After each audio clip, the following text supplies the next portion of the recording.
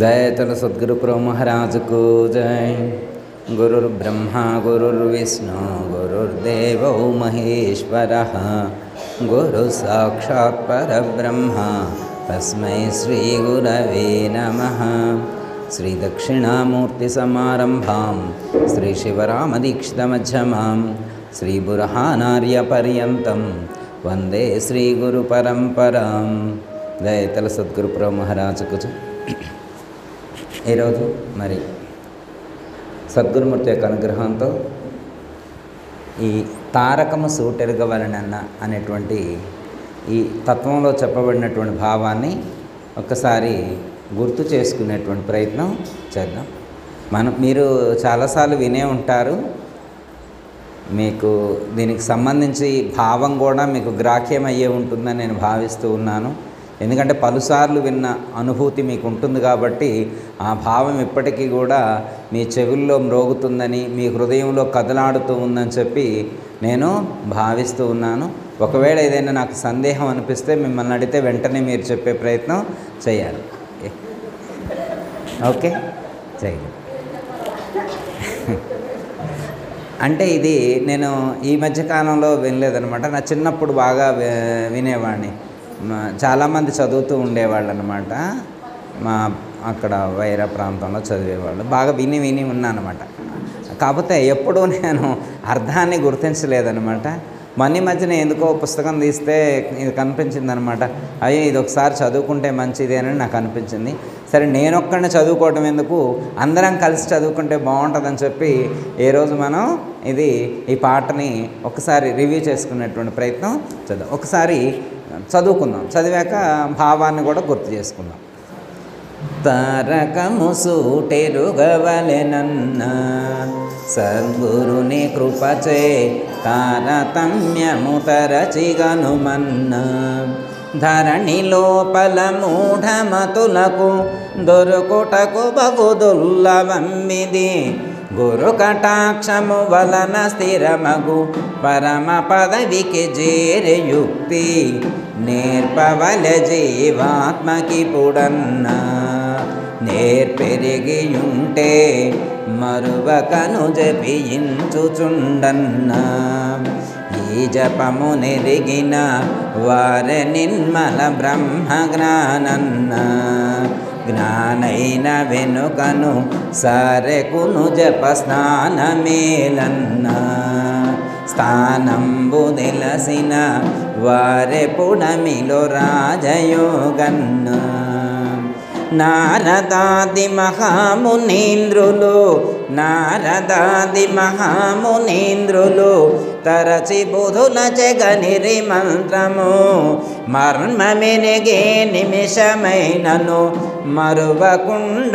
మరువకుండగ పరము చేరిరి తారకము సూటెరుగవలెనన్న సద్గురుని కృపచే తారతమ్యము తరచిగనుమన్న అండపిండ బ్రహ్మాండమంతటను నిండినది నిజ గురుని మహిమ పండితాజ్ఞానులకు భావంబు ఖండితంబుగదినియు నీలో ఉండే భూతములైదుగనుమన్న వాకిళ్ళు మూసి మండలంబులు దాటవలెనన్న ప్రణవంబు విడువక కొండలెక్కి తేరి చూడన్న వజ్రాలు దాపిన మండపంబుల మహిమగనుమన్న తరచంగ పిమ్మట పండు వెన్నెల ప్రబలమగునన్న దండిగను పెంచి కటవ్వల నుండె బయలు ప్రభావమెరిగే మండి భస్మమై పొయ్యేటట్టుల తారకము సూటెరుగవలెనన్న సద్గురుని కృపచే తారతమ్యము తరచిగనుమన్న ఆత్మరాముల గాన లేఖను మూత్రకుంభలు మునిగి చెడుదురు నేత్రద్వారమునందు వెల్గెటి సూత్రధారుని గాన లేఖను క్షేత్రములకు బోధురేమన్నా. త్రేతాయుగమున హరి ప్రతిమలు కల్పింపబడెనన్నా. మూఢులకు ముఖ్యము భూత పూజలయందు ప్రేమన్నా. తనలోననున్న తత్వమెవ్వరు తరచిగనరన్నా. పాపిష్టి జన్మము ఎత్తినందుకు ఫలము లేదన్నా. మోతగల రుద్రాక్షమాలను నీతితో ధరించి గొణిగిన. మోతగల రుద్రాక్షమాలను నీతితో ధరించి గొణిగిన. సత్యముగ జ్ఞానము గనకను నిత్యమోక్షము జందజాలరు. తారకము సూటెరుగవలెనన్నా. సద్గురుని కృపచే తరతమ్యము తరచిగనుమన్నా.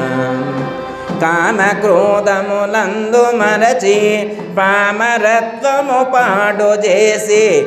సోమరీవై చెడక ఇలలో నియమనిష్టలు లేని ఆత్మ రాములను ధ్యానించవలెనన్నా. దశరథుని పుత్రుని రాముడని తలచేరు సుమ్మన్నా.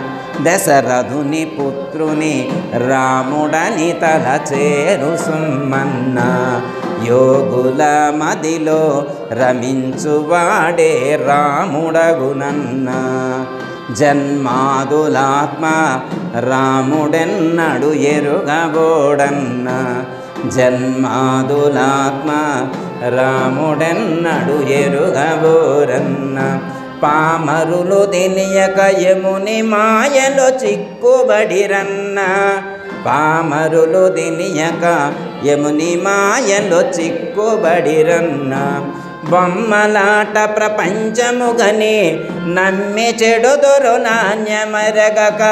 సమ్మతిగా శివరామ మంత్రము నెమ్మదిగా అనుదినము జరిగేటి. తారకము సూటెరుగవలెనన్నా. సద్గురుని కృపచే తారతమ్యం. ఎక్కడెక్కడ వెతికి తిరిగిన ఒక్కడని వేదములు పలికెను. ఎక్కడెక్కడ వెతికి తిరిగిన ఒక్కడని వేదములు పలికెను. నిక్కముగ జ్ఞానంబు గనకను మకువతో పాషాణ ప్రతిమను. మకువతో పాషాణ ప్రతిమను మొక్కుదురు ఎటువంటి తెలివన్నా. మ్రొక్కుదురు ఎటువంటి తెలివన్నా. ఈ భ్రమల చేతను తిక బుద్ధులు విడువబోరన్నా. నూటికిని కోటికిని ఒకనొక్కడు చేరునేమన్నా. అస్థిరము తనువులు గ్రకున గురు చేరిగనరన్నా. పరశ్రీల చూచి కుకవలె చెడి తిరగబోకన్నా. మ్రొక్కవలె పరమాత్మ గనుగుని త్రొక్కవలె అజ్ఞాన వృత్తులు. ఎక్కసము లేకుండా రాముల మికిలిగా గొనియాడే సమయము. తారకము సూటెరుగవలెనన్నా. సద్గురుని కృపచే తరచిగనుమన్నా. చదువు శాస్త్రములేల చిత్తము నిలిపితే నిజ పదవి దొరుకును. చదువు శాస్త్రములేల చిత్తము నిలిపితే నిజ పదవి దొరుకును. మద గజము వలె పలు విధముల మనసు కుదరని వానికెప్పుడు కుదురునా యోగంబు వినరన్నా. వైరాగ్యములచే బుధుల చెంతకు చేరవలెనన్నా. దర్పణ గనుగుని పదిలంబుగా సాధించవలెనన్నా. నేత్రద్వయము తుదకు రెండును ఏకమౌనన్నా. ఆది మధ్యమునొకటి కద్దు ఆపో జ్యోతి గనరన్నా. పెద్దల సాంగత్యమున ప్రసిద్ధమైన బోధ గనుగుని నీ వద్దనున్న వికార గుణములను విడుగుమనెను పీరుమూకిద్దిన్ తారకము సూటెరుగవలెనన్న సద్గురుని కృపచే జయతల సద్గురు. అంటే కొన్ని చరణాల్లో మరి పదాలు మిస్ అయినాయో లేకపోతే లెటర్స్ మిస్ అయినాయో కానీ కొంచెం డిఫరెన్స్ ఉంది. ఇది మన అమ్మగారి పుస్తకంలో ప్రింట్ అయినటువంటిది ఉన్నట్లు ఎక్కించడం జరిగింది. మరి ఏమైనా డిఫరెన్సెస్ ఏమైనా ఉంటే ఉండొచ్చు. సరే, ఇప్పుడు మనకు అందుబాటులో ఉన్నటువంటి దాంట్లో ఉన్నటువంటి భావాన్ని గుర్తు చేసుకునేటువంటి ప్రయత్నం చేద్దాం. ఓకే. తారకము సూటెరుగవలెనన్న సద్గురుని కృపచే తారతమ్యము తరచి గనుమన్న. First line తారకము సూటెరుగవలనన్న. మననే మనం ఆ క్లాస్ చెప్పుకున్నాం కాబట్టి మనందరికీ అర్థమైంది కాబట్టి ఎక్కువ చెప్పుకోవక్కల ఒక్క నిమిషంలోనే అయిపోయింది. తారకము సూటెరుగవలనన్న అంటే ఏంటి అర్థం? మీరు చెప్తే నేను వేరే లైన్ చెప్పుకోవచ్చు, అది మీకు అర్థమైతే. తారకము సూటెరుగవలన అంటే తారకాన్ని ఎరగాలి అన్నారు. తారకమును ఎరగాలి. తారకాన్ని ఎరగటం ఏంటి? తారకం అంటే తన యొక్క రకం. తన యొక్క రకం ఎవరు?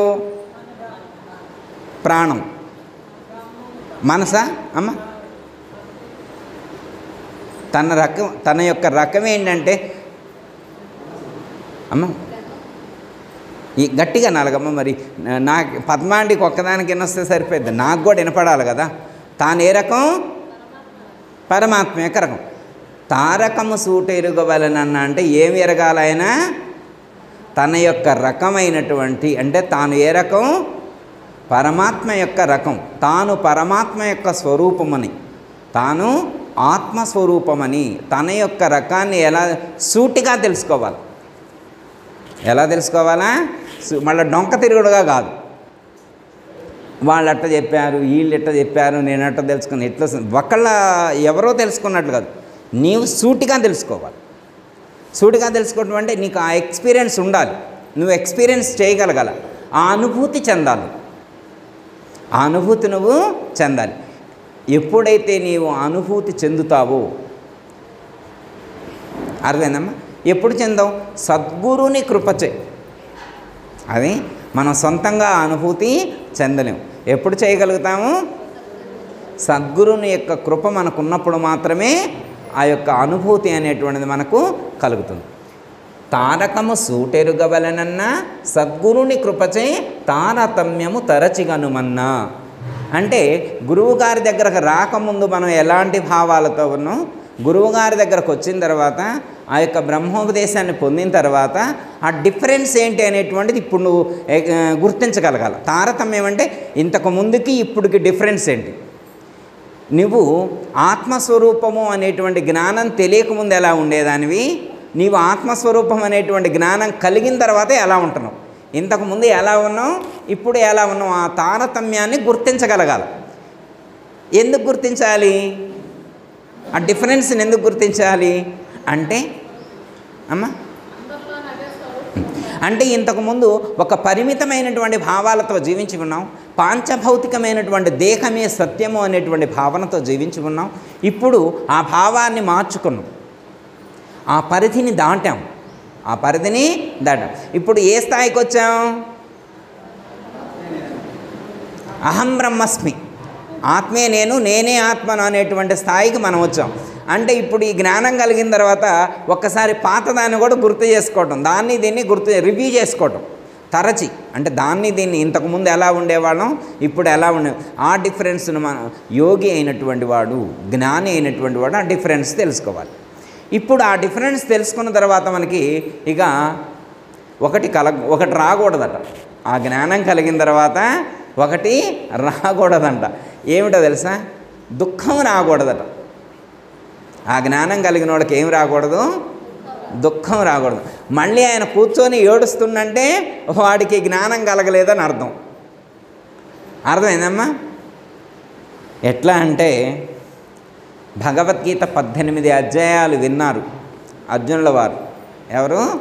అర్జునుల వారు విన్న తర్వాత అభిమన్యుడు పరమైన తర్వాత భగవద్గీత చెప్పడం అయిపోయాకేగా మా అభిమన్యుడు చనిపోయింది, అవునా? ఇక కూర్చొని ఏడుస్తూ ఉండంట. ఎవరు? అర్జునుడు. అప్పుడు కృష్ణ పరమాత్మ అన్నాడు, ఏమయ్యా అర్జున, 18 అధ్యాయాలు 700 శ్లోకాలు కంఠశ్వాస పెట్టుకొని చెప్పా కదా, మరి ఏమర్థమైనట్టు నీకు? మళ్ళీ ట్యాబ్ తిప్పి నువ్వు మళ్ళీ ఏడుస్తున్నావు, ఇదేంది నాయన? నేను చెప్పింది ఏమైనట్టు బోధ? అర్థమైనా? అంటే ఆ బోధ విన్నప్పుడు డిఫరెన్స్ తెలియాలి. బోధ విన్నప్పుడు ఏం తెలియాలా?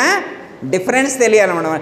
ఏడవకూడదు. ఇక నాకు మొన్ననే మంచిగా అనిపించింది. మన క్లాస్ జరిగిన రోజున ఒక భక్తురాలు చెప్పిందనమాట, వెళ్ళే ముందనమాట, గురువుగారు ఇప్పటి వరకు నేను చాలా ప్రాబ్లమ్స్ ఫేస్ చేశా, నేను ఎంతో బాధపడేదాన్ని, ఈ క్షణంన మీరు చెప్పిన బోధ విన్న తర్వాత నేను ఒకటే నిశ్చయించుకున్నా, జీవితంలో నేను ఇక ఏడవను. మరి క్లాస్లో మరి ఆవిడకేం అర్థమైందో, విన్నోళ్ళందరూ ఎవరు ఒక్కళ్ళు కూడా స్పందించలే. అమ్మ విన్నోళ్ళు ఒక్కళ్ళు కూడా స్పందించలే. ఆవిడొక్కడే స్పందించింది. ఏమన్నది? ఇక జీవితం మొత్తంలో ఇక ఎప్పుడూ నేను ఏడవను. మరి అది మామూలు విషయమమ్మా? మామూలు విషయమా? అర్థమైందమ్మా? అంటే ప్రతి చిన్న విషయానికి తప్పించే వాళ్ళు ఉన్నారు. హెల్త్ ఇష్యూ కానీ, ఫ్యామిలీ ఇష్యూస్ కానీ, చిన్న చిన్న విషయాలకు కూడా టెంప్ట్ అయ్యేటువంటి వాళ్ళు చాలామంది ఉన్నటువంటి ఈ లోకంలో మరి అలాంటి స్థితిని, అలాంటి డిసిషన్ తీసుకుందంటే నాకు గ్రేట్ అనిపించింది. ఓకే అమ్మా, ఇక్కడ తారకము సూటెరుగవలనన్న సద్గురుని కృపచే తారతమ్యము తరచి, అంటే ఇంతకు ముందుకి ఇప్పుడు ఎలా ఉన్నామో అనేటువంటి ఆ వేరియేషన్, ఆ డిఫరెన్స్ అనేటువంటిది మనకు తెలియాలి. మనకు తెలిస్తే సరిపోదు.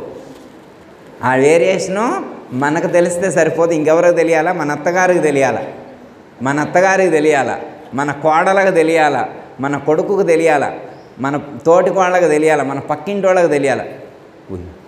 చాలా మారింది, గౌరీ చాలా మారింది ఇప్పుడు, ఇంతకు ముందుకి ఇప్పుడు చాలా మార్పు వచ్చింది అని అనాలా వద్దా?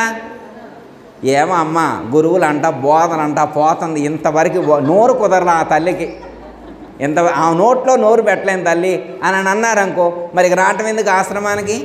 అర్థమైందమ్మా?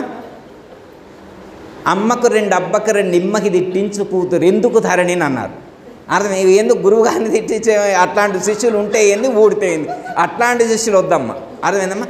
ఎంతో కొంత మార్పు రావాలి, ఆచరణ అనేటువంటిది కుదరాలి. అలా మనం మార్పు చెందే ప్రయత్నం చేయాలి. ఈ జ్ఞానం కలిగినప్పుడు మనల్ని మనం రీచెక్ చేసుకోవాలి, మనల్ని మనం మార్చుకునే ప్రయత్నం చేయాలి. ఇంతకుముందు ఎలా ఉన్నాం, ఇప్పుడు ఎలా ఉన్నాం అనేటువంటి ఆ డిఫరెన్స్, ఆ వేరియేషన్ అనేటువంటిది మనలో వస్తే తెలీదు, మన చుట్టూ ఉన్నటువంటి వాళ్ళు కూడా రాదు. మనలో వస్తే ఆటోమేటిక్గా వాళ్ళు గుర్తిస్తారు. గుర్తించరామ్మా? ఇప్పుడు ఎట్లా అంటే వేరే అవసరంలా, పెళ్ళయిన తర్వాత 18 సంవత్సరాలు అయిన తర్వాతగా అత్తగారి కాళ్ళ కొబ్బరి నూనె రాయలేదమ్మా. ఇప్పుడు ఉపదేశం తీసుకున్న తర్వాత, గురువుగారు చెప్పిన బోధ వంట పట్టిన తర్వాత వాళ్ళ అత్తయ్య గారు కాళ్ళు నొప్పులు అంటే, అత్తయ్య కాళ్ళు నొప్పులా, కొబ్బరి నూనె రాస్తా అని చెప్పి వెళ్ళి కొబ్బరి నూనె రాసిందనుకో, భలేగా మారింది. ఎప్పుడు మారింది అనుకుంటే దానికి 18 సంవత్సరాల నుంచి లేని మార్పు ఇప్పుడు వచ్చింది. అది కదా గుర్తించాల్సింది. అంతే అంటది, నన్ను చూస్తేనే కాళ్ళ నొప్పులు అంటది, నేను రాతనారాయణ టెస్టు. అలా అనుకోకూడదు. అంటే మన మార్పు, మన ఆచరణ అనేటువంటిది అక్కడ కనిపించాలి. Okay, next time. ధరణి లోపల మూఢమతులకు దొరుకుటకు బహు దుర్లభంబిది, గురు కటాక్షము వలన స్థిరమగు పరమ పదవికి చేరే యుక్తి నేర్పవల జీవాత్మకిప్పుడన్నా, నేర్పెరిగియుంటే మరువ కను జపించుచుండన్నా, ఈ జపము నెరిగిన వారి నిర్మల బ్రహ్మజ్ఞానన్న, జ్ఞానైన వెనుకను సారెకను జప స్థానమేలన్న, స్థానమ్ము తెలిసిన వారె పొడమిలో రాజయోగన్న. ఒకటే ఫుల్ లెంత్ లైన్ లాగా ఉంది, కట్ చేసుకొని అనుకుందాం.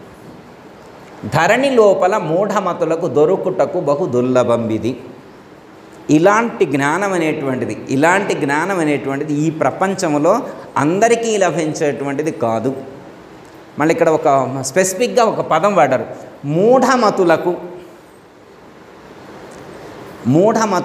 మూఢమతులకు అంటే మూర్ఖులైనటువంటి వారికి, మందబుద్ధి కలిగినటువంటి వారికి, అజ్ఞానంతో కూడి ఉన్నటువంటి వాడికి, పెడార్థాలు తీసేటువంటి వాడికి, లేకపోతే విషయ సుఖాలకు లోనైనటువంటి వారికి ఈ యొక్క జ్ఞానం అనేటువంటిది అందదు,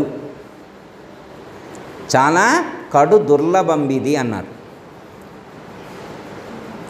గురు కటాక్షము వలన స్థిరమగు పరమ పదవికి చేరయుక్తి నేర్పవల జీవాత్మకి. ఇప్పుడన్నా ఒకవేళ మన అదృష్టం బాగుండి మన పూర్వజన్మ పుణ్యఫల విశేషం బాగుంటే మంచి గురువు మనకు లభిస్తే, మంచి గురువు మనకు లభిస్తే ఆ గురుమూర్తి ఒకవేళ ఈ జ్ఞానాన్ని మనకు అందిస్తే, ఏ జ్ఞానాన్ని? తారకాయోగాన్ని. ఏ జ్ఞానాన్ని? ఇక్కడ తారకాయోగాన్ని గురుమూర్తి మనకు ఎరిగిస్తే అప్పుడు మనం ప్రయత్నం చేయాలి. ఏం చేయాలి? ఇక్కడ చెప్తున్నాను. నేర్పవలె జీవాత్మకి పుడన్నా నేర్పెరిగియుంటే మరువకను జపించుచుండన్నా. ఇది నేర్పాలంట జీవాత్మకు. ఈ సాధన నేర్పాల. ఏ సాధన? ఇందాక అమ్మగారు చెప్పారుగా, గంట అయింది ఇక బా ఇంటికి బా, గంట అయింది అంటే మనం ఏమి నేర్పితే అదే పలికింది. చిలకకి పలుకులు వస్తాయి అంటారు కమ్మ. చిలక ఏం పలికిద్దంటే మనం ఏమి ట్రైనింగ్ ఇస్తే అదే పలుకుద్ది. మనం ఇప్పుడు ఈరోజు ఇక్కడ కూర్చొని ఈ మాటలు మాట్లాడుతున్నాము, దానికి కారణం గత జన్మల్లో మనం ఏమేం పలుకున్నామో అవే ఇప్పుడు పలుకుతున్నాం. కొత్త రికార్డు ఏం లేదు, పాతదే రివ్యూ చేస్తున్నాం.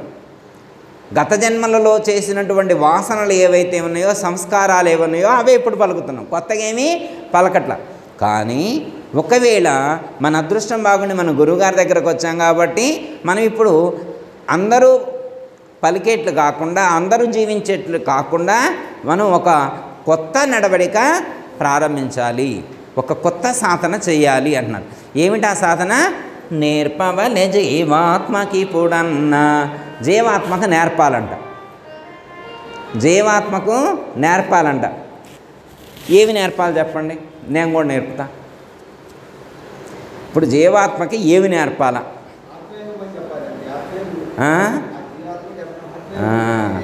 జీవాత్మకి ఏమని నేర్పాలంటే సోహం అని నేర్పాలి. ఏవి నేర్పాలా?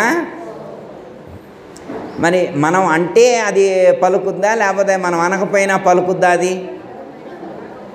అదేంది? మనం అనకపోయినా పలకటం అంటే మనం అంటే కదా పలకాల్సింది అది. అమ్మ మరి నువ్వు నేర్పేది ఏముంది దానికి? ఇప్పుడు నువ్వు నేర్పాలా దానికి? నేర్పమన్నారుగా. సోహం అని మనం అంటేనే అది పలుకుద్దా, మనం అనకపోయినా పలుకుద్దా అది? ఓయ్ మనం అనకపోయినా పలికేటైతే ఇక నువ్వు నేర్పేదేముంది?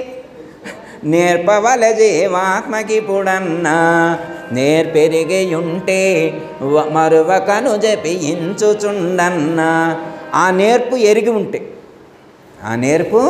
ఎరిగి ఉంటే మరువకను జపించుచుండను. ఇక మర్చిపోడు, ఇక నిరంతరం అదే ధ్యాసలో ఉంటాడు, అదే జపం చేస్తూ ఉంటాడు, అదే జపం చేస్తూ ఉంటాడు. దీన్ని ఏం చెప్పమన్నారు?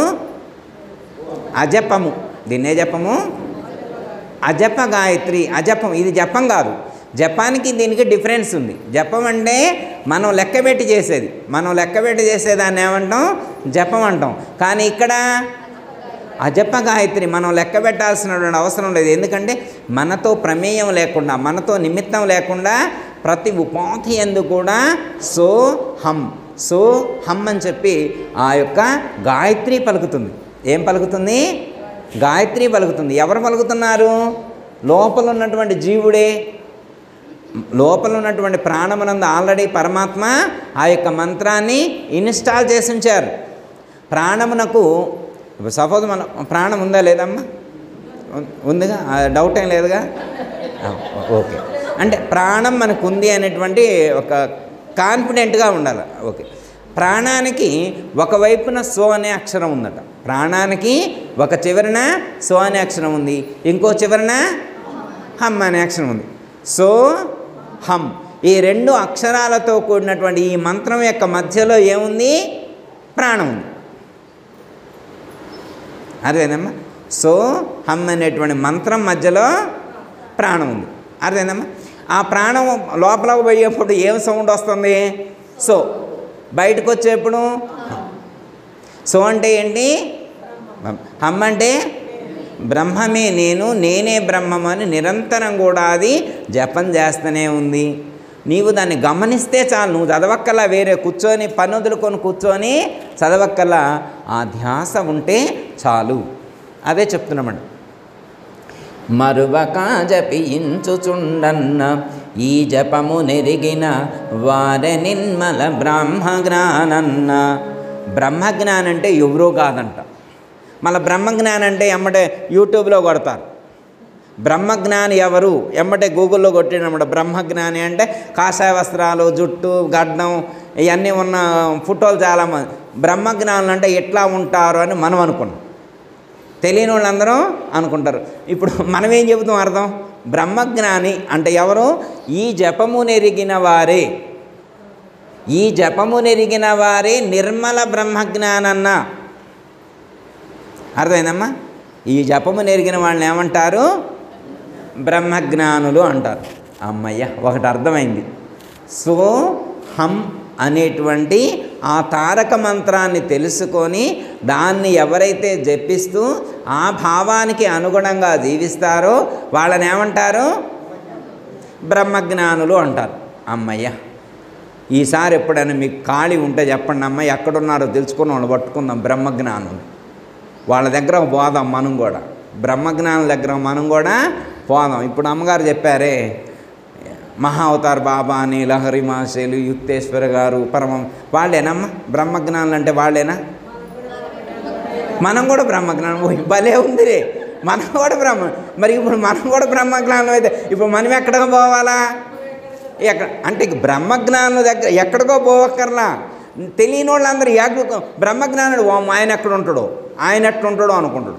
ఆ వివరం తెలిస్తే మనమే బ్రహ్మజ్ఞానులు, మనమే. అమ్మయ్య, ఒక క్లారిటీ వచ్చింది. మనము బ్రహ్మజ్ఞానులు అనేటువంటి ఒక క్లారిటీ మనకి వచ్చింది. అమ్మ, ఒకవేళ నువ్వు బ్రహ్మజ్ఞాని అయితే ఏం చేయాలో మళ్ళొకసారి అనుకుందాం.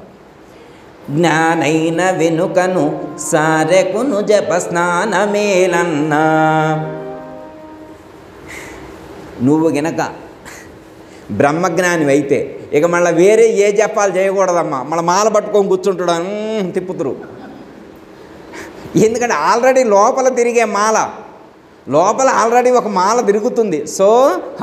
సోహం అది నిరంతరం అవిచ్ఛిన్నంగా దొరుకుతుంది. నిరంతరం అవిచ్ఛిన్నంగా మనలో సోహం మంత్ర జపం నడుస్తుంటే మళ్ళా మాల పట్టుకొని నువ్వు తిప్పడం ఏంటి అంటే, లోపల నడిచే మంత్రాన్ని నువ్వు గుర్తించకపోతే బయట తిప్పాల. బయట ఎప్పుడు తిప్పాలా? లోపల నడిచే లోపల పరమాత్మ చేత జరపబడేటువంటి మంత్ర అనుష్ఠానాన్ని గుర్తించలేనటువంటి స్థితిలో ఉన్నప్పుడు మనం బయట మంత్రం చదవాలి. ఆ స్థితి కుదిరేదాకా బయట మంత్రం చదవాలి. బయట ఎప్పుడు దాకా మంత్రానుష్ఠానం చేయాలా? ఆ స్థితి కుదిరేంత వరకు బయట ఇది చేస్తుండాలి. మళ్ళీ బయట ఇది చేయకుండా ఉంటే అది కుదరదు, ఇది కుదరదు, రెండుకి చెడతాడు. అర్థమైందమ్మా? ఆ స్థితి కుదిరేదాకా మనం ఆ గురు మంత్రాన్ని అనుష్ఠానం చేస్తూనే ఉండాలి. స్థితి కుదిరేదాకా, ఆ మంత్ర భావం దృఢమయ్యేదాకా, ఆ స్థితిని మనం పొందేదాకా గురుమాల మంత్రాన్ని నిరంతరం అనుష్ఠానం చేస్తూనే ఉండాలి.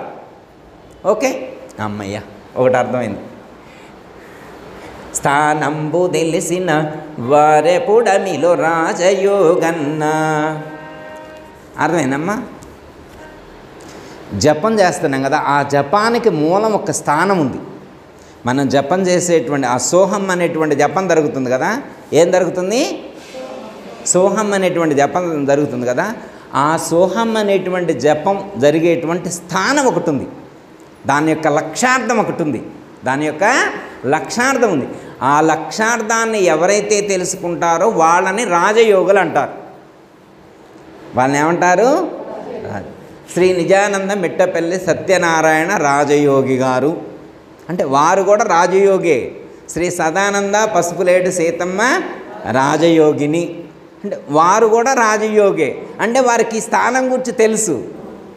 ఈ సోహం మంత్రం లక్ష్యార్థమైనటువంటి ఆ స్థానం, ఆ యొక్క గురుస్థానం, సహస్రారం ఏదైతే ఉన్నదో ఆ అనుభవం వారికి ఉంది కాబట్టి వారిని రాజయోగి అన్నారు. రాజయోగి అంటే ఈ ప్రపంచంలో ఉన్నటువంటి యోగ మార్గాలలో, యోగ సాధన మార్గాలలో రాజైనటువంటి యోగం ఇది. ఇంతకంటే మించినటువంటి యోగ మార్గం ఇంకొకటి లేదు. యోగ మార్గాల్లో చాలా రకాలు, కొన్ని వేల రకాల యోగ మార్గాలు ఉన్నాయి. కానీ అలాంటి కొన్ని వేల యోగ మార్గాలలో ఈ యొక్క యోగ మార్గం రాజైనటువంటిది. ఇంతకంటే గొప్పది మరొక మార్గం లేదు. అందుకే ఈ మార్గాన్ని, రాజయోగ మార్గాన్ని ఎవరు అనుష్ఠానం చేస్తారో, ఆ స్థితిని పొందుతారో వాళ్ళందరిని ఏమన్నారు? రాజయోగులు అన్నారు. వాళ్ళందరిని ఏమన్నారు? అమ్మయ్య, ఇప్పుడు మనకి ఇద్దరు రాజయోగులు దొరికారు, నాయన గారు, సీతమ్మ గారు. ఇప్పుడు మరి సపోజ్ ఒక అవగాహన కోసం అడుగుతున్నా, ఒకళ్ళ ఇంటికి తల్లి తండ్రికి ఒక ఇంటి పేరు ఉందనుకోమ్మ, వాళ్ళ పిల్లలకు కూడా ఆ ఇంటి పేరే వర్తించిద్దా, వేరే ఇంటి పేరు పెట్టుకుంటారా? ఇప్పుడు సపోజు నాయనగారికి మిట్టపల్లి అని వారి ఇంటి పేరు ఉందనుకోమ్మ, నాకేమొచ్చింది ఇంటి పేరు? నాకు కూడా అదే వచ్చిద్దా? మా అన్నయ్య గారికి పోయి మూడో అన్నయ్య గారికి కూడా అదే వచ్చిందా? అంటే వారికి ఏ పేరు ఉంటే ఇంటి పేరు నాకు కూడా అదే వచ్చింది. ఇప్పుడు మా నాయనగారికి కానీ సీతమ్మ గారికి కానీ రాజయోగి అని పేరుంది, మరి మనకు కూడా వచ్చిద్దా? రాదా? రాదా? అది మనకి కూడా ఆ రాజయోగాన్ని వర్తించిద్ది. ఎప్పుడు వర్తించిద్ది అంటే మనం కూడా ఆ విధంగా సాధన చేసి ఆ యొక్క స్థితిని, ఆ యొక్క స్థానాన్ని చేరాలి. జపానికి మూలమైనటువంటి, సోహం జపానికి మూలమైనటువంటి స్థానమైనటువంటి ఏ సహస్రారం అయితే ఉన్నదో అక్కడికి నీ యొక్క ప్రాణాన్ని చేర్చినప్పుడు నీవు కూడా రాజయోగి అవుతావు. అర్థమేనా? ఇలాంటి మార్గాన్ని ఏమండి గురువుగారు, మరి ఇట్లాంటి సోహము, తారకం, ఈ మార్గం మన గురువుగారు ఒక్కడే చేరిండా ఏంటి, ఈ లోకంలో ఇంకెవరైనా ఉన్నారా అసలు అనే డౌట్ వచ్చింది. అలాంటి డౌట్ పడాల్సినటువంటి అవసరం లేదు. ఇలాంటి మార్గాన్ని మన పూర్వీకులు ఎంతోమంది సాధన చేసి ఉన్నారు. అదే విషయాన్ని ఇక్కడ సూచిస్తారు.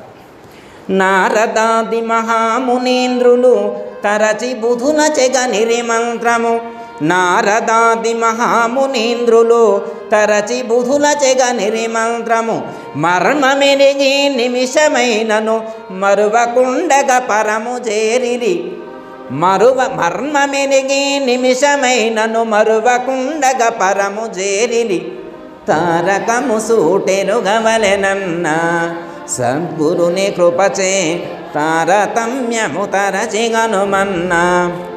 ఈ మంత్రాన్ని ఎవరు అనుష్ఠానం చేశారు అంటే నారదాది మహామునీంద్రులు తరచి బుధుల జగనిరి మంత్రము. బుధులు అంటే జ్ఞానులు, పండితులు. బుధులు అంటే జ్ఞానులు, పండితులు అని అర్థం. అలాంటి పండితుల చేత నారదుడు మొదలైనటువంటి వాళ్ళు ఈ యొక్క మంత్ర అనుష్ఠానం చేసి ఆ స్థితిని పొందారు. నాయనగారు కూడా మనకు చెప్తారు అమ్మ,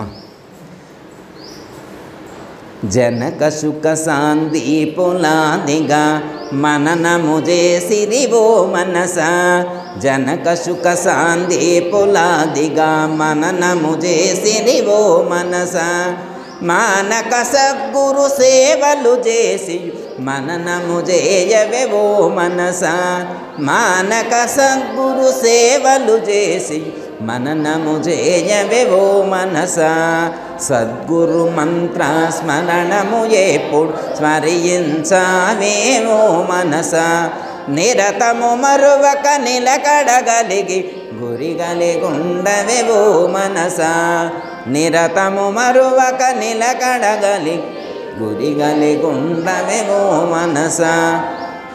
నాయనగారు కూడా మంత్రం గురించి చెప్పారు కమ్మ, సద్గురు మంత్రం. నాయనగారు ఉపదేశించిన మంత్రం ఏంటి? సద్గురు మంత్రం. ఈ మంత్రం కాదు అమ్మ, అదేనా? భలే ఉంది అమ్మ. నారదుడు, అర్థమైందమ్మా? అలాంటి మహాత్ములు, నారదాది మహామునులైనటువంటి వాళ్ళు, యోగులు, ఋషులు ఎవరైతే ఉన్నారో వాళ్ళు అనుష్ఠానం చేసింది జనక సుఖ సాందీపులాదిగా మననము చేసిరివో మనస. అబ్బా, ఈ మంత్రాన్ని జనకుడు, శుకుడు, సాందీపుడు, శ్రీకృష్ణుడు మొదలైనటువంటి మహాత్ములు ఈ యొక్క మంత్రాన్ని అనుష్ఠానం చేశారు. అర్థమైందమ్మా? ఇప్పుడు మనం చదువుకునే మంత్రం అంత గొప్పదని అర్థం. ఉద్దేశం ఏంటి ఇక్కడ అవన్నీ చెప్పింది? ఎందుకంటే నువ్వు చదువుకునే మంత్రం, నీవు చేసే అనుష్ఠానం సామాన్యమైనటువంటిది కాదు. ఇది అపారమైనటువంటి శక్తివంతమైనటువంటిది.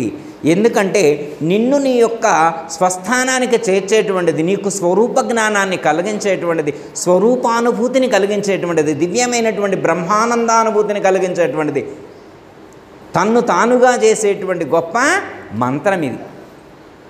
ఎంత గొప్ప మంత్రం అమ్మ! మన అదృష్టం బాగుండి మనకి ఆ మంత్రం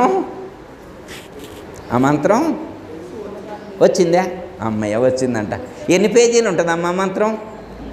మంత్రం రావడానికి ఎన్ని పేజీల మంత్రం అది?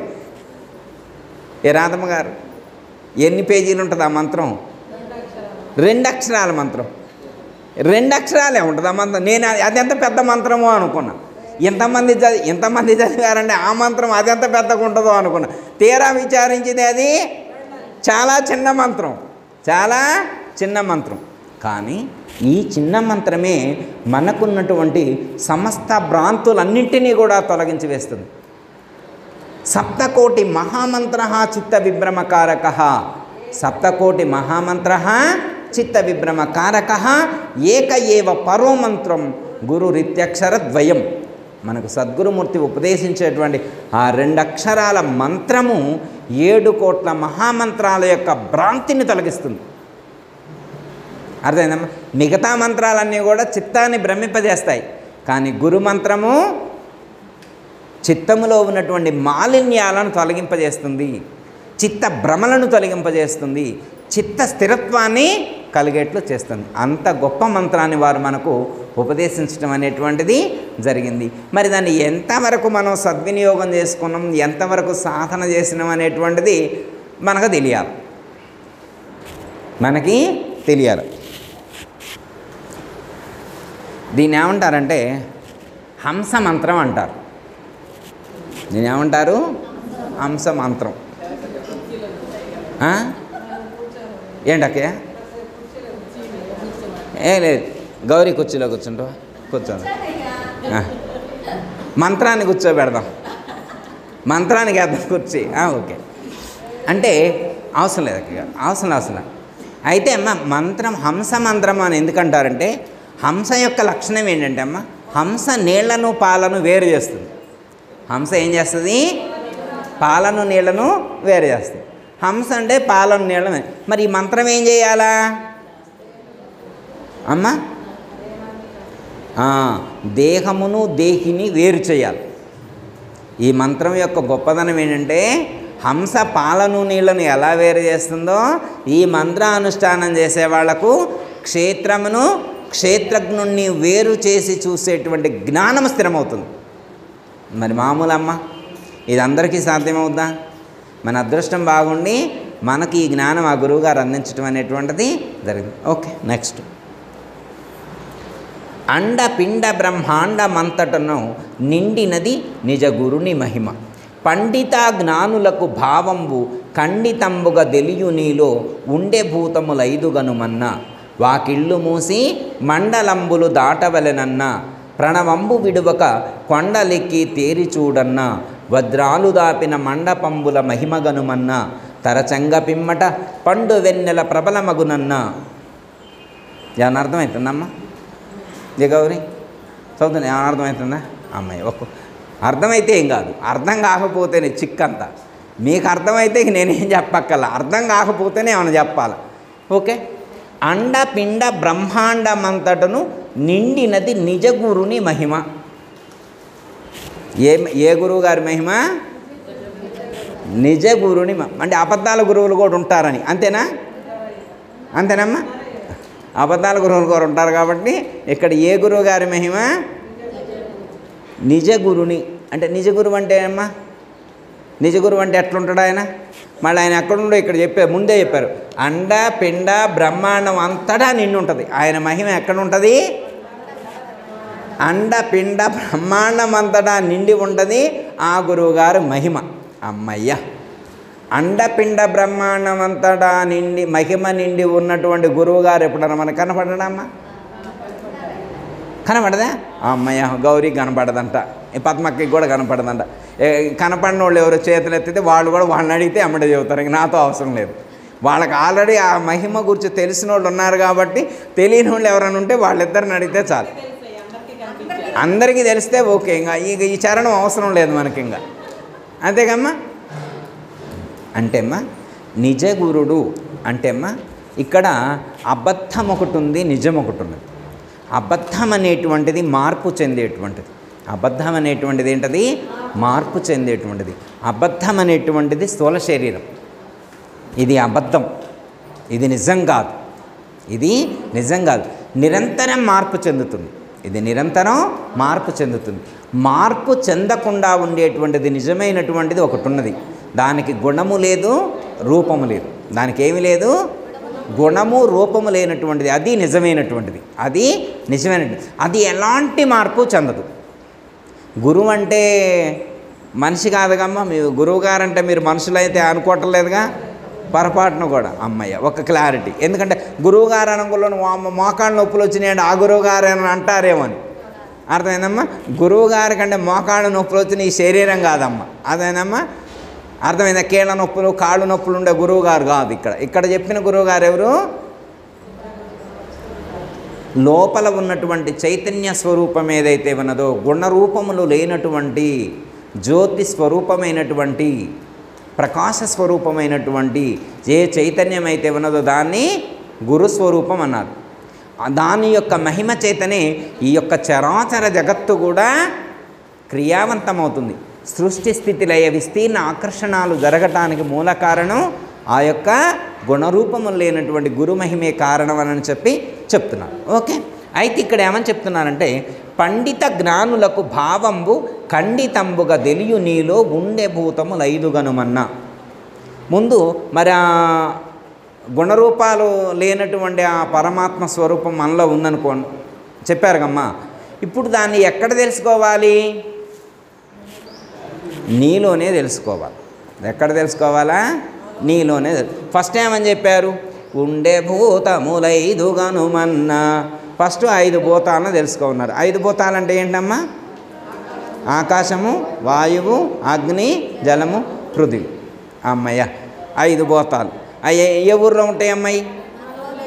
మనలోనే ఉన్నాయా? అమ్మాయి ఇది కూడా ఒక క్లారిటీ వచ్చింది. ఇది కూడా ఒక క్లారిటీ వచ్చింది. మళ్ళీ భూతాలంటే అవి ఎక్కడ ఉంటాయి అని అనుకోకుండా మనలోనే ఉంటాయి. అర్థం? పంచభూతాలు మనలో ఉంటాయమ్మా. పంచభూతాలతో మన స్థూల శరీరం ఏమైనా ఏర్పడిందా? అంతే. ఉండే భూతములు 5 కనుమన్నా అంటే 5 భూతాలతో తయారైన శరీరమేగమ్మా. అంతేకమ్మా. అమ్మాయి ఒక క్లారిటీ వచ్చింది. భూతాలు మనలో ఎలా ఉన్నాయంటే 25 స్థూల శరీర భాగాలుగా మనలో ఉంది. ఓకే అమ్మ, అర్థమైందిగా. ఒకవేళ ఇంకా సూక్ష్మంగా అనుకుంటే పంచతన్మాత్రకుల వలన ఏర్పడినటువంటి 24 ఇంద్రియాలు. అర్థమైందమ్మా? పంచభూతాల యొక్క స్థూలాంశము చేత 25 స్థూల శరీరాల భాగాలు ఏర్పడినాయి. పంచభూతాల యొక్క సూక్ష్మాంశములైనటువంటి పంచ తన్మాత్రకుల ద్వారా 25 ఇంద్రియాలు ఏర్పడ్డాయి అనే విషయం మొన్ననే మనం తెలుసుకున్నాం కాబట్టి ఫుల్ క్లారిటీతో ఉన్నాం. ఓకే అమ్మా. ఉండే భూతములైదుగనుమన్నా. అమ్మయ్య 5 భూతాలు ఉన్నాయి. 5 5 25 ఉన్నాయి. తర్వాత వాకిళ్ళు మూసి మండలంబులు దాటవలెనన్న. వాకిళ్ళు మూయాలంట. ఏం మొత్తారు? ఎన్ని ఉన్నాయో అమ్మయ్య? 3 ఉన్నాయి. మరి 3 9 అది చెప్పండి, కరెక్ట్గా చెప్పండి. నవద్వార పురేదేహి. అమ్మయ్య ఒక కంక్లూడ్ కొద్దాం. 9 వేసుకోండి. 9 ద్వారాలు అమ్మ. ఈ 9 మూసిన తర్వాత 10వ ద్వారంలో నుంచి మనం ప్రయాణం చేయాలి. అర్థమైందమ్మా?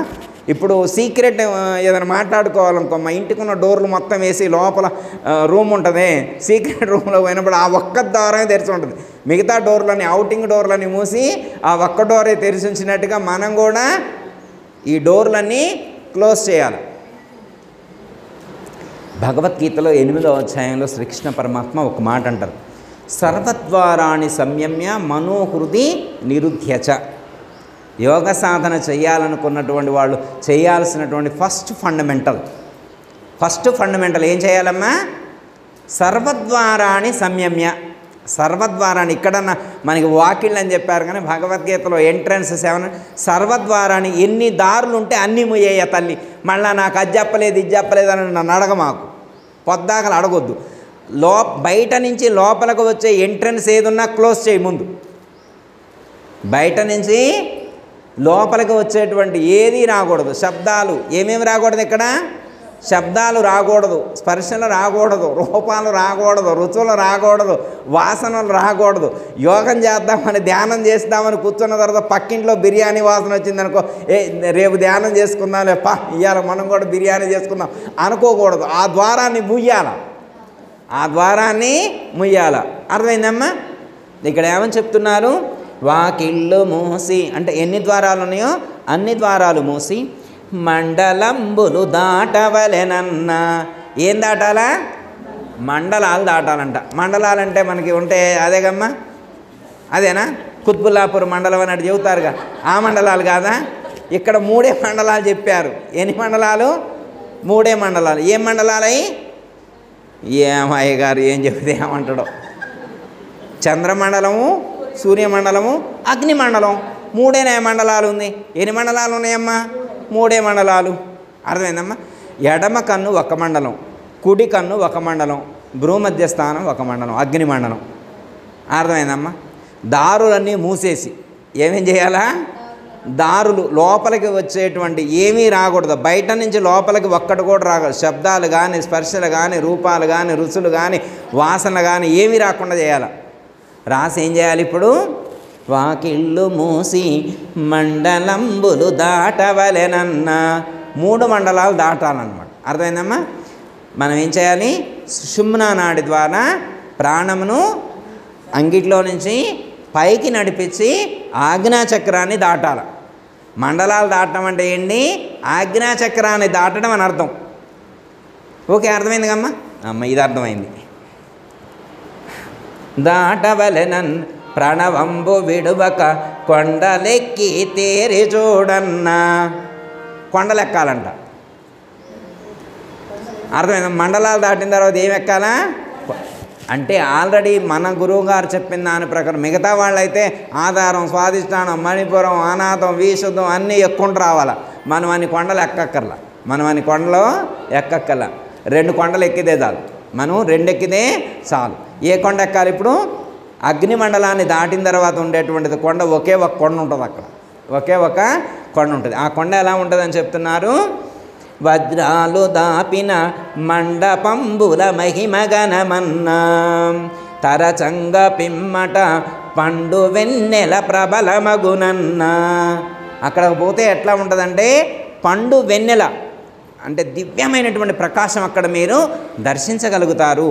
ఆ యొక్క సహస్రార చక్రంలో ఇక మీకు అక్కడికి వెళితే ఒక దివ్యమైనటువంటి అనుభూతి కలుగుతుంది. బ్రహ్మానందభూతి లేకపోతే ఆత్మానందానుభూతి అనేటువంటిది అక్కడ మనకు అనుభూతమవుతుంది. ఎవరికైతే అలాంటి దివ్యమైనటువంటి ఆత్మానుభూతి, బ్రహ్మానుభూతి కలుగుతుందో వాళ్ళకి ఈ ప్రపంచంలో ఏది తినాలని నేను అనుకోరు, అన్నిటికీ చెక్కి పెడతారు. అర్థమైందమ్మా? ఇప్పుడు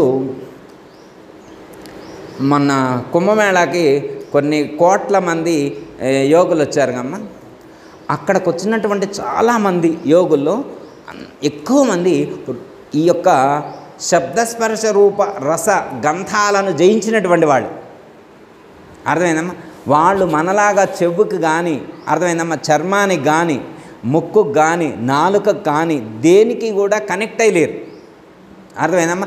చలిలోనైనా ఉండగలుగుతారు, ఎండలోనైనా ఉండగలుగుతారు, నీళ్లలోనైనా ఉండగలుగుతారు, గాలి పీల్చైనా ఉండగలుగుతారు, గాలి లేకపోయినా ఉండగలుగుతారు, తినైనా బ్రతకగలుగుతారు, తినకుండా కూడా బ్రతకగలుగుతారు.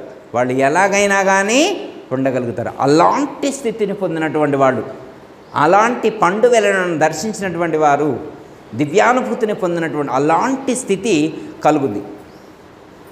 అమ్మ భాగ్యలక్ష్మి, అలాంటి స్థితిని పొందాలంటే మనం ఇప్పుడు ఏ ఊరు వెళ్ళాలి? మనం కూడా అందుకేగా గురువుగారు మనం చాలామంది వనోళ్ళు కూడా కుంభమేళా పోయింది అమ్మ. మనం కూడా ఆడికే పోవాలా? వాళ్ళు హిమాలయాల్లో చేసినటువంటి సాధనను మన గురువుగారు హైటెక్ సిటీలో, హైదరాబాద్ సిటీలోనే అందిస్తున్నారు.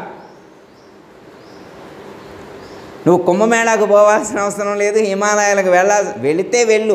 అక్కడ ప్రాంతీయ భావాన్ని ఒక అనుభూతి చేయడం కోసం, ఎక్స్పీరియన్స్ చేయడం కోసం వెళ్తే తప్పు లేదమ్మా. ఎక్కడికైనా వెళ్ళచ్చు, ప్రపంచం మొత్తాన్ని చుట్టి రావచ్చు, ఎక్కడికైనా వెళ్ళి ప్రపంచం ఎలా ఉందో చూసి రావచ్చు. కానీ ఈ జ్ఞానాన్ని పొందడం కోసం మాత్రం ఎక్కడికి వెళ్ళవలసినటువంటి అవసరం లేదు. ఎందుకంటే మన గురువుగారు చెప్పినటువంటి జ్ఞానాన్ని మనం పొందిన తర్వాత నువ్వు ఎక్కడికి వెళ్ళినా ఆ జ్ఞానం కంటే గొప్పది కనపడదు. ఇంతకంటే సుప్రీం కానీ, ఇంతకంటే సుపీరియర్ నాలెడ్జ్ కానీ ఈ ప్రపంచంలో ఎక్కడా లేదు. అదే హిమాలయాలకు వెళ్ళిన తర్వాత కూడా ఆ జ్ఞానం అబ్బక మళ్ళీ తిరిగి వచ్చి కూడా ఇలాంటి గురువులను ఆశ్రయించినటువంటి వాళ్ళు చాలామంది ఉన్నారు. కాబట్టి ఏమని చెప్తున్నారు? పండు వెన్నెల ప్రబలమ దండిగను పెంచి కటవ్వల నుండే బయలు ప్రభావమెనగి మండి భస్మమై పొయ్యేటట్టుల తారకము సూటెరుగవలెనన్నా. దండిగను పెంజీకటవ్వల ఏమనలేదు, ఒక కొత్త పదం పెట్టారు. ఏం పెట్టారు గౌరీడా? దండిగను పెంజీకటవ్వల నుండే బయలు ప్రభావమెలిగే మండి భస్మమై పొయ్యేటట్టుల తారకము సూటెరుగవలెనన్నా. ఏదో పోయిద్దంట. ఏంది? తారకాన్ని సూటిగా తెలుసుకుంటే ఇదేదో పోయిద్దంట. ఏం పోయిద్దమ్మా? పెంచీకటి. అసలే చీకటి అంటేనే ఎట్లుంటుంది? నల్లగా ఉంటుంది. చీకటి అంటే ఎట్లుంటుంది? నల్లగా ఉంటుంది. పెను చీకటి అంటే మహా చీకటి అని అర్థం. పెను చీకటి, పెంచీకటి అంటే వేరే ఏదో కాదమ్మా. పెను చీకటి, పెను మాయ అంటారు. మాయ అనేదానికి ఇంకా గట్టి మాయ అని చెప్పడానికి పెను మాయ, మాయనే పెను మాయ అన్నట్టు. చీకటినే పెంచీకటి అంటే గట్టి చీకటి అని అర్థం. అదే గట్టి చీకటి. చీకటి వస్తే ఏమైంది ఇప్పుడు అమ్మ? చీకటి ఏం చేయగలిగిద్ది? చీకటి ఏం చేయగలుగుద్ది? చీకటి ఏమీ తెలుసుకోలేము, అంతే కదా? ఎస్. చిన్న ఎగ్జాంపుల్ ఒకసారి గుర్తు చేస్తా. చీకటి ఏం చేస్తుంది అన్నదానికి గుర్తు చేస్తా. ఇక ఇట్లే కూర్చున్నాం అనుకో, అమాస రోజు అనుకోండి, పౌర్ణమి రోజు అమ్మ, మళ్ళీ ఒక అమాస రోజున కూడా రాత్రి పూట క్లాసు పెట్టుకున్నాం అనుకో అమ్మ, కరెంటు పోయింది. రాత్రి కరెంటు పోయింది అమాస రోజు, అప్పటికే 11 అయింది. కింద టీవీ పెట్టడానికి పోయింది పద్మక్కయ్య, కరెంటు పోయింది. కరెంటు పోతే ఇప్పుడు ఒకళ్ళకొకళ్ళు కనపడుతున్నామా? మరి ఫోన్ కనబడుతుందా? పుస్తకాలు కనబడుతున్నాయా? లైట్లు కనబడుతున్నాయా? ఫ్యాన్లు ఏమైనా కనబడుతుందా? ఏం కనబట్టలా. ఏమైనా కనబడుతున్నాయా? ఏం. చీకటి ఏం చేసింది అంటే ఉన్న వస్తువును కనపడకుండా చేసింది. చీకటి యొక్క లక్షణం ఏంటంటే చీకటి వస్తువుని ఏం దేశాపోలా. ఫోన్ అక్కడే ఉంది, పుస్తకం ఆడే ఉంది, ఫ్యాన్ ఆడే ఉంది, విగ్రహాలు ఆడే ఉన్నాయి, చేపలు ఆడే ఉన్నాయి, అందరం ఎక్కడే ఉన్నాం. ఒకళ్ళకొకళ్ళు కూడా కనబట్టట్లా. అదేమన్నా ఎత్తకపోయిందా మనుషుల్ని? ఎత్తకపోలా. పుస్తకాలని కానీ వస్తువులను ఏమైనా ఎత్తకపోయిందా? వాటిని కూడా ఎత్తకపోలా. అన్నీ ఉన్నాయి, వస్తువులన్నీ ఉన్నాయి. కానీ అది ఏం చేసింది? ఉన్న వస్తువుని ఉన్నట్లుగా దర్శించకుండా చేసింది. మాయ లక్షణం అది. చీకటి యొక్క లక్షణం ఏంటంటే ఉన్న వస్తువును దర్శించకుండా చేసింది. అమ్మయ్య, అర్థమైంది. పుస్తకాలు కనబట్టలేదమ్మా చీకటి పడితే, అది గురువుగారు చెప్పింది. అంతేకమ్మా, చీకటి పడితే పుస్తకాలు కనపట్టాల, అంతేగా చెప్పింది గురువుగారు. అమ్మయ్య, ఇది అర్థమైంది. శివరాత్రి రోజు కూడా కరెంటు పోతే అంతే కనపడలా. నాకు అర్థం కాలే ఆ రోజు, ఇదే అనుకుంటా ఆ రోజు కూడా జరిగింది. ఆ రోజు పద్మక్క కనపడలా, నాకు పక్కనే ఉంది. గౌరీ కనపడలా, పక్కనే ఉంది. పద్మగారు కనపడలా, పక్కనే ఉంది. అదేంది కనపడకపోవడం ఏంటి? చీకటి కనపడకుండా చేసింది. అమ్మయ్య, కాసేపు అయిన తర్వాత కరెంట్ వచ్చింది. మరి వీళ్ళందరిని ఎత్తుకొని వచ్చిందా కరెంటు? అమ్మ, ఇప్పుడు దాకా కనపడినటువంటి వాళ్ళని ఏమైనా ఎత్తుకొని వచ్చిందా? లేదు. చీకటి ఉన్న వస్తువును కనపడకుండా చేసింది, వెలుగేం చేసింది? ఉన్నది ఉన్నట్లుగా తెలుసుకునేట్టు చేసింది. వెలుగు యొక్క లక్షణం ఏంటి? ఉన్నది ఉన్నట్లుగా చేస్తుంది. అమ్మ, ఇది అర్థమైంది. ఇది అర్థమైంది కదా గౌరీ? ఈ నాలెడ్జ్ తోటి దీనికి అర్థం చెప్పాలి మీరు. ఇప్పుడు నేను చీకటిగా చెప్పాక దానికి చెప్పాలి ఇక్కడ. దండిగను పెంచీకటవ్వల ఉండే బయలు ప్రభావమెరిగి మండి భస్మమై పొయ్యేటట్టుల తారకము సూటెరగ వలన. తారకాన్ని ఎట్లా సూటెరగాలి, ఎట్లా తెలుసుకోవాలంటే తారకాన్ని తెలుసుకుంటే ఈ పెంచీకటవ్వల పారిపోవాలి, మండి భస్మమైపోవాలి. తారకాన్ని ఎరిగితే ఏం కావాలా, ఈ చీకటి పెంచీకటవ్వలి మండి భస్మమైపోవాలి. అమ్మయ్య, అందుకే ఆ రోజు సలిమంటేశారు. దేన్ని కాల్చడానికి? చలిమంటేసేది దేన్ని కాల్చడానికి అమ్మా? మనలో ఉన్నటువంటి అజ్ఞానాన్ని కాల్చటానికి చేసేటువంటి ప్రయత్నం. అర్థమైందమ్మా? ఇప్పుడు ఇక్కడ ఏమర్థమవుతుందంటే పెంచీకటి యొక్క ప్రభావం ఏం చేస్తుందో తెలుసా? పెంచీకటి యొక్క ప్రభావం ఏం చేస్తుందంటే నేను ఆత్మస్వరూపాన్ని అనేటువంటి జ్ఞానాన్ని కోల్పోయేట్లు చేసింది. ఓ గురువుగారు అంతే చెబుతులే అమ్మ, ఎంతసేపు నిల్చున్నా కానీ నువ్వు ఆత్మ అని చెబుతారు. అంటే అయితవా ఏంది? భలే ఉందిలే, గురువుగారు చెప్తే వినకపోతే బాగోదు కాబట్టి అంతసేపు కూర్చొని ఉన్న పెన్నామా, లేకపోతే అసలు నేనెందుకంట? అబ్బా చెబితే నిజంగా మనం ఆత్మలు అవుతావా దేవుళ్ళం అవుతావా? భలే ఉందిలే, ఆ బొక్కుల్లో వాళ్ళు అంతే రాసుకుంటారమ్మా, ఆ బొక్కుల్లో వాళ్ళు అంతే రాసుకుంటారు. మనం ఆత్మలం అవుతామా ఏంది? మనం శరీరం వాళ్ళేమైనా, పుట్టే వాళ్ళమైనా, పెరిగే వాళ్ళమైనా, నశించే వాళ్ళం మనమంట, దేవుళ్ళమంట. ఇది అజ్ఞానం. పెంచీకడంటే అది, పెంచీకడంటే అది. అర్థమైందమ్మా?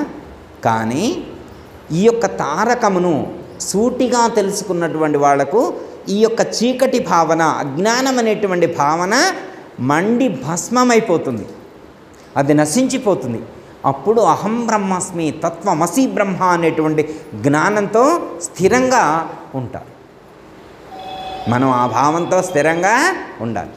మీరందరూ అలాంటి జ్ఞానంతో, అలాంటి భావంతో స్థిరంగా ఉన్నారని నేను అనుకుంటున్నాను. ఓకే, ఉన్నారుగమ్మా?